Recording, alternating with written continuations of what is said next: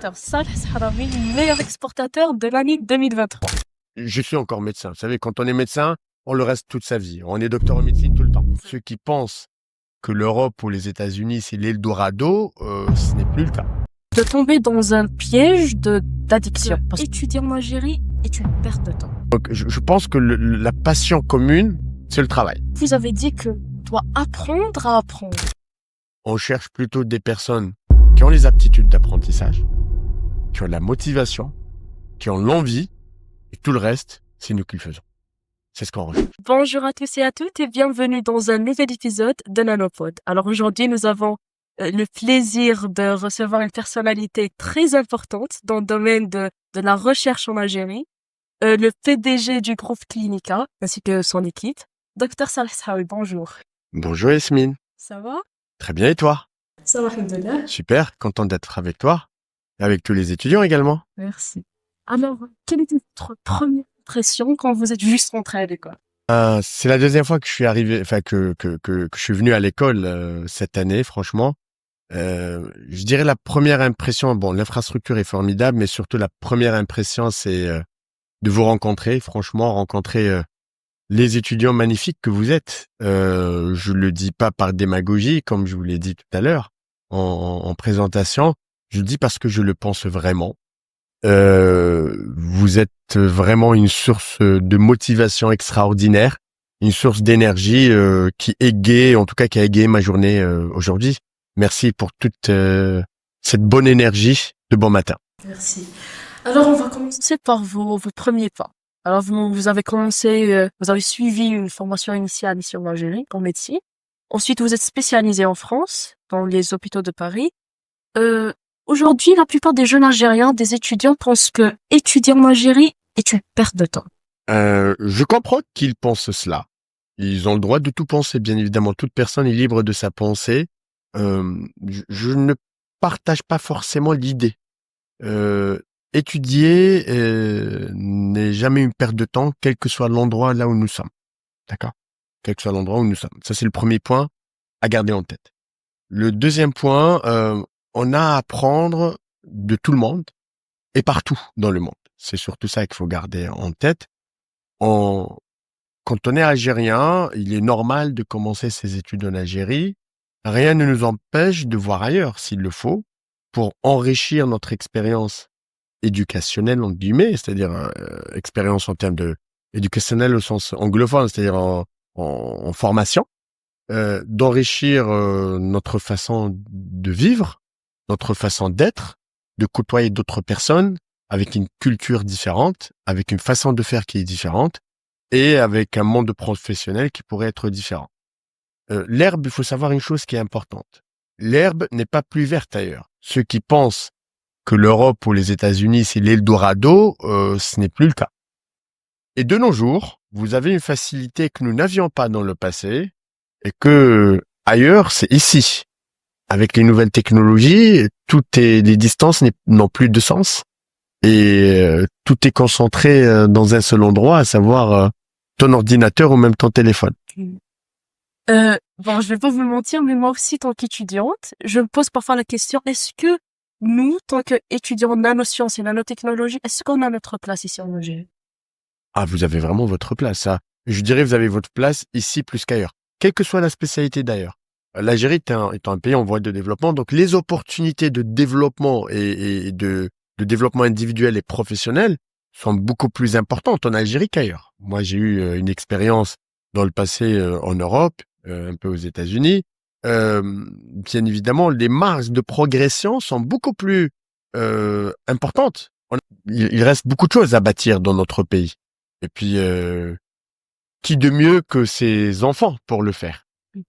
Et donc, j'ai entendu aussi que vous avez une vision des systèmes de direction très spéciale. Je dirais pas parfaite, mais est-ce que vous pouvez parler de...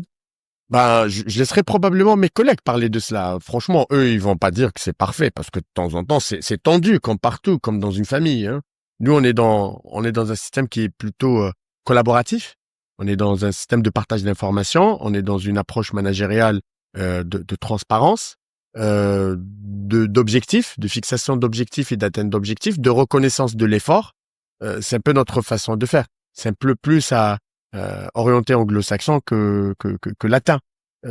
Après, nous restons très algériens, attachés à notre culture, à nos coutumes, et nous consacrons beaucoup d'importance à cette tâche-là, comme typiquement faire un dîner ramadanesque avec toutes les équipes, faire des team building, faire des réunions de lancement dans des endroits sympathiques, où on essaye de partager des moments de convivialité mélangés à des moments professionnels. Bah, pareil, une vision d'un directeur, Dr. Sperry, un directeur, un entrepreneur. Mais aussi, vous étiez médecin à l'époque, c'est ça? Oui, je suis encore médecin. Vous savez, quand on est médecin, on le reste toute sa vie. On est docteur en médecine tout le temps. Vous avez pu être ce que vous êtes. En fait, comme je vous l'ai raconté, le parcours, c'était après mes études médicales. J'ai rejoint la conférence des grandes écoles d'écoles de commerce en France. J'ai passé tous les concours et grâce à Dieu, j'ai pu les obtenir. Puis après, j'ai complété ma formation par un 3e cycle dans la recherche et le développement. Donc ça a fait que globalement, ça se faisait une suite logique quand on combinait un peu les 3 compétences. Et il est important aujourd'hui de ne pas avoir qu'une seule compétence. Vous faites une grande école, la Heiberg de nanotechnologie, c'est parfait. Il n'est pas à exclure pour vous, pour votre avenir, de combiner cela avec d'autres compétences. Que ça soit en communication, en marketing, en management, en finance, en ce que vous voulez. Ça ne pourrait être qu'enrichissant pour vous, pour votre CV, pour votre carrière. Donc, pour revenir à votre question, quand on combine les 3, ça donne un département, enfin, travailler dans des départements de recherche et développement dans l'industrie pharmaceutique, chose que j'ai faite pendant 12 ans, 6 ans dans un labo suisse et 6 ans dans un labo américain, avant de se dire, allez, je reviens au pays pour contribuer on va dire, au développement de cette activité en Algérie, qui était inexistante à l'époque. Alhamdoulilah, grâce à Dieu et à surtout beaucoup de persévérance. Et également l'implication de tous mes collègues que je remercie tout le temps, que nous sommes arrivés là où nous sommes aujourd'hui. Que quand je vous dis le mot passion, est-ce que ça vous dit quelque chose? Ça me dit beaucoup de choses. J'en ai plusieurs, comme je vous l'ai dit. J'ai plusieurs passions. Oui, enfin j'ai des passions personnelles, sportives, j'ai des passions professionnelles. Même dans le professionnel, j'ai plein d'activités diverses et variées. Donc je pense que la passion commune, c'est le travail. Donc j'aime travailler. Donc ça c'est, même si ça me fatigue, hein, c'est pas toujours facile, hein, franchement, de combiner plusieurs activités à la fois. Mais je le fais avec passion et à croire que j'aime ce que je fais et ce qui m'aide à surmonter toutes les difficultés au quotidien. Certains étudiants, mes collègues, ils ont des passions. Je dirais des artistes. Est-ce que vous pensez que cela peut être un avantage pour eux, surtout dans le côté professionnel? Complètement. Avoir une autre passion que professionnelle témoigne d'une ouverture d'esprit. Que votre esprit n'est pas focus que sur le travail. Avoir cette ouverture d'esprit témoigne également faut plutôt présage d'une meilleure collaboration professionnelle éventuelle. C'est-à-dire que on est plus ouvert au monde. La personne ce qu'on disait tout à l'heure, une personne qui est ouverte, c'est une personne qui évoluera dans le temps forcément parce qu'elle va rencontrer des opportunités, elle va les saisir, elle va se développer, elle va chercher à se dépasser, elle va chercher à aller plus loin. Et toutes ces qualités vont l'aider à se développer dans le domaine professionnel. Oui, il y a aussi un petit point, c'est que la plupart des gens, à la recherche d'une passion, peut-être ils risquent de tomber dans un piège d'addiction, parce qu'on sait que l'addiction, c'est le fait de consommer, surtout à la présence des réseaux sociaux, pour produire du dopamine comme récompense pour le cerveau. Et la passion, par contre, c'est le fait de produire pour pouvoir avoir cette récompense. Alors, que pourrait être votre conseil pour cette catégorie de personnes qui risquent de tomber dans ça? Tant que je reprenne déjà mes cours de physiologie pour revoir la dopamine et ses actions, je plaisante. Non, en fait, il faut pas tomber dans l'addiction. Ça, c'est l'erreur à ne pas commettre. Parce qu'encore une fois, l'addiction, ça voudrait dire qu'on va être monopatient et on sera focus sur une seule chose. Je ne pense pas que ça soit la meilleure façon d'être quand on veut se développer, que ce soit sur le plan personnel ou professionnel. Restons open mind, comme je l'ai dit tout à l'heure. Restons open mind. Regardons ce qui se passe autour de nous. Il faut qu'on s'intéresse à d'autres choses que nous faisons. Et comme je l'ai dit également tout à l'heure, hein, on ne sait jamais, la passion pourrait changer, pourrait évoluer. Et on se rend compte que finalement, que la passion que nous avons aujourd'hui n'est pas forcément la véritable bonne passion pour nous. Et on découvrira d'autres passions et puis on trouvera notre bonheur ailleurs. Et donc, je faisais une recherche. Bien, Oui, et donc, une recherche sur vous. très bien, c'est encore mieux. Je suis tombée sur une publication sous le titre Dr Saleh Sahraoui, meilleur exportateur de l'année 2023. Ah oui, d'accord. D'ailleurs, je vous félicite, vous avez Merci. reçu un très prestigieux de la part du président de la République. Et donc, je me suis posé la question, Dr Saleh, qu'est-ce que vous exportez exactement? Très bonne question. Et en fait, nous, on est dans la catégorie, je sais pas si tu as lu l'article jusqu'au bout, peut-être qu'ils l'ont pas mis dans le détail. Nous, on est meilleur exportateur de savoir. Nous, on n'exporte rien de tangible. On vend pas de verre, ni d'eau, ni de plantes, on vend rien. On vend un savoir. Notre savoir, c'est nos études cliniques, c'est la promotion médicale et pharmaceutique que nous faisons. Donc, on vend un savoir algérien à des entreprises qui sont à l'international. Ce qui est très intéressant, bien évidemment, je ne critique pas du tout les autres exportateurs, notamment ceux des objets, hein, des biens tangibles. Nous, on exporte en Europe, au Japon, aux États-Unis et dans des pays développés.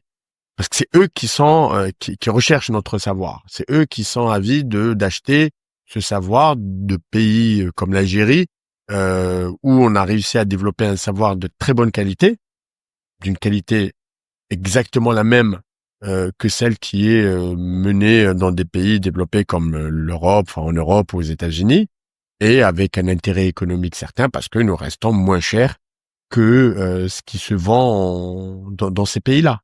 Donc c'est ainsi que nous avons réussi à être le meilleur exportateur de savoir. Donc on vend des études cliniques, des recherches, on vend de la promotion, des programmes patients, on vend plein d'activités réalisées en Algérie, mais pour le compte des multinationales qui sont ailleurs. D'accord. Et donc, votre société, est-ce qu'elle s'intéresse à certaines compétences chez les étudiants ou bien elle s'intéresse qu'au major de promo? Encore une fois, major de promo, c'est une très belle récompense. Bravo pour celui ou celle qui sera major de promo. Personnellement, quand on recrute, en tout cas nous, quand on recrute, on regarde surtout les aptitudes d'apprentissage. On cherche plutôt des personnes qui ont les aptitudes d'apprentissage, qui ont la motivation, qui ont l'envie, et tout le reste, c'est nous qui le faisons. C'est ce qu'on recherche. Le reste, ça serait certainement beaucoup plus facile à acquérir parce que apprendre, comme je l'ai dit, ce n'est pas compliqué. Le plus important, c'est d'avoir une tête bien faite et d'avoir l'envie de le faire. C'est vrai. Alors, est-ce que vous avez quelques regrets que vous pouvez partager aujourd'hui avec nous? Regret sur quel plan? Pro, personnel, c'est quoi? Bon, est-ce que vous trouvez quelque chose qui peut être motivant? Qu'est-ce que je regrette? Je regrette plein de choses, hein, ce qui est normal. En fait, je regrette déjà toutes les erreurs que j'ai commises. Ça, c'est une évidence. Pendant mon parcours professionnel, j'aurais bien aimé les éviter. Après, je suis convaincu d'une chose. L'échec est sur le chemin du succès et non pas à l'opposé du succès. Donc, toutes les erreurs commises m'ont appris m'ont poussé à échouer. Et quand j'ai échoué, j'ai appris et je me suis relevé et j'ai continué. Et ils m'ont rendu plus dur pour avancer. Et du coup, quand ça nous arrive, on le regrette, bien évidemment. C'est toujours regrettable de passer un mauvais moment. Avec du recul, avec un peu plus de maturité, je me dis, alhamdoulilah, grâce à ça, on a avancé. De là. Tout à l'heure, vous avez dit que on doit apprendre à apprendre. Oui. Ah, c'est le terme, ça, c'est la phrase qu'il faut retenir. Le plus important, c'est pas d'acquérir acquérir des compétences, c'est bien pour vous. Vous êtes en étape d'acquisition de compétences, c'est très bien. Ce qui est très important, c'est d'avoir une méthodologie d'apprentissage. Parce qu'en sortant de cette école, vous allez avoir un diplôme, vous allez avoir un knowledge, un savoir-faire. Ok. Combien vous allez utiliser combien de savoir vous avez utilisé? Je vais utiliser 20-30% de ce que vous aurez appris ici, dans votre monde professionnel. Et vous devriez apprendre tout le reste. Maintenant, qu'est-ce qui va faire la différence entre vous et un autre candidat ou une autre personne dans le monde du travail? C'est votre capacité d'apprendre vite, bien et votre motivation d'apprendre. Et moi, en tant qu'employeur, c'est ce que je recherche. Je cherche des personnes qui ont ce que je dis tête bien faite, c'est-à-dire des personnes qui ont une méthodologie d'apprentissage, qui s'intéressent aux détails, qui peuvent aller sur des sujets complexes sans se décourager, et ils ont l'envie d'aller plus loin. C'est ça ce qui est important. Plus que ce que vous savez faire aujourd'hui. Parce que ce que vous savez faire aujourd'hui, vous allez l'oublier demain. Mais ce que vous allez apprendre aujourd'hui, vous allez le garder demain. D'accord? Oui. Alors, un jour, j'ai entendu quote de Charlie Chaplin. Il a dit Life is a tragedy when seen in long term. Mhm. And it's life is a tragedy when seen in Short term. short term, exactement. It's a comedy in long shot.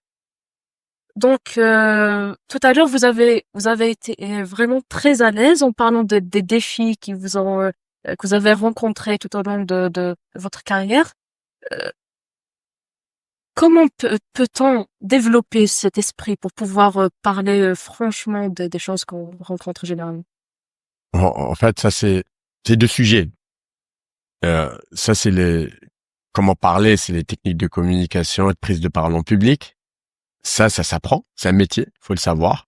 Après, il y a des personnes qui ont un peu plus de facilité que d'autres, à croire qu'on fait partie, parce que en faisant ça, j'ai pas l'impression de fournir un grand effort. Par contre, je reviens sur ça s'apprend. Il y a des façons de faire, notamment ceux qui apprennent parfaitement ce métier, c'est les politiques, les présidents de la République, les ministres, tout ça. Bah, vous imaginez, ils sont pas tous bons en prise de parole en public, mais ils s'exercent. Il y a des façons de faire, il y a des manières, il y a des choses à faire et d'autres à éviter. Donc ça, c'est quelque chose qui s'apprend.